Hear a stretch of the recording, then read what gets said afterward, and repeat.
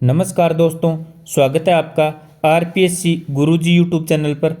साथियों, आज हम देखेंगे अनुसूचियों के बारे में। हमारे मूल संविधान में कितनी अनुसूचियां थी?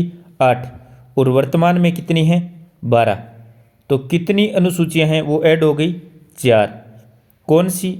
9वीं, 10वीं, 11वीं और 12वीं। 9वीं अनुसूची कौन से संविधान संशोधन के तहत ऐड हुई थी? तो पहले संविधान संशोधन 1951 के तहत। 10वीं अनुसूची कौन से संविधान संशोधन के तहत ऐड हुई थी? 52वें संविधान संशोधन 1985 के तहत। 11वीं अनुसूची 73वें संविधान संशोधन 1992 के तहत। 12वीं 74वें संविधान संशोधन 1992 के तहत ऐड हुई थी।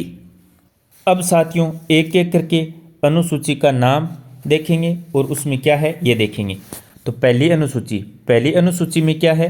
राज्य और यूटी यानी संघ राज्य क्षेत्र के बारे में बताया गया है, यानी इनकी लिस्ट दी गई है कि भारत में कौन कौन से राज्य हैं और कौन कौन से यूटी हैं।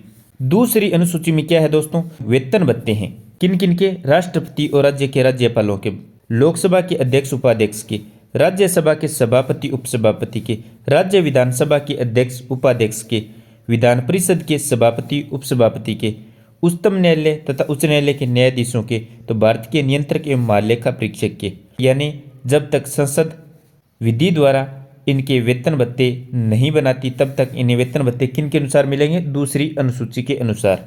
तीसरी अनुसूची में क्या है दोस्तों? शपथ या प्रतिज्ञान के प्रारूप हैं। चौथी अनुसूची में क्या है दोस्तों? राज्यसभा में स्थानों का आवंटन, यानी कौन से राज्य के पास कितने स्थान हैं। पांचवी अनुसूची में क्या है दोस्तों?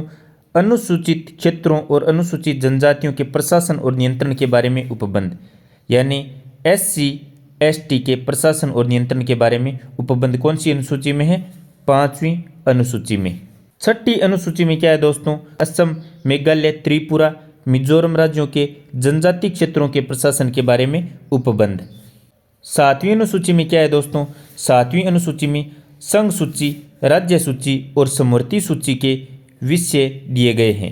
यानी 7वीं अनुसूची में क्या दिया गया है? 3 सूची दी गई हैं। पहली सूची संघ सूची, दूसरी सूची राज्य सूची और तीसरी सूची समवर्ती सूची। 8वीं अनुसूची में क्या है दोस्तों? 8वीं अनुसूची में है भाषाएं। क्या है? भाषाएं। 9वीं अनुसूची में क्या है दोस्तों? तो 9वीं अनुसूची में कुछ अधिनियमों और विनियमों का विधिमान्यकरण है। यानी 9वीं अनुसूची कौन से संविधान संशोधन के तहत जोड़ी गई? तो पहले संविधान संशोधन 1951 के तहत। 10वीं अनुसूची किससे संबंधित है? तो दल परिवर्तन के आधार पर निर्भरता के बारे में उपबंध है 10वीं अनुसूची में। तो ये कब जोड़ी गई? 52वें संविधान संशोधन 1985 के तहत। 11वीं अनुसूची में क्या है? पंचायतों की शक्तियां, प्राधिकार और उत्तरदायित्व। ये कब जोड़ी गई? 73वें संविधान संशोधन 1992 के तहत। 12वीं अनुसूची, इसमें क्या है? नगर पालिकाओं आदि की शक्तियां, प्राधिकार, उत्तरदायित्व। ये कब जोड़ी गई? 74वें संविधान संशोधन 1992 के तहत। आशा करता हूं दोस्तों आपको 12 अनुसूची और उसमें क्या है ये समझ में आ गया होगा, ताकि जब भी हम बेयर एक्ट पढ़ें तो दूसरी अनुसूची के अनुसार या तीसरी अनुसूची के अनुसार ऐसा शब्द लिखा मिले, तब आपको पता चल जाए उसमें क्या है। साथियों, आपको वीडियो कैसा लगा नीचे कमेंट में अवश्य बताएं। यदि आपने अभी तक चैनल सब्सक्राइब नहीं किया है तो सब्सक्राइब अवश्य करें। धन्यवाद। जय हिंद, जय भारत।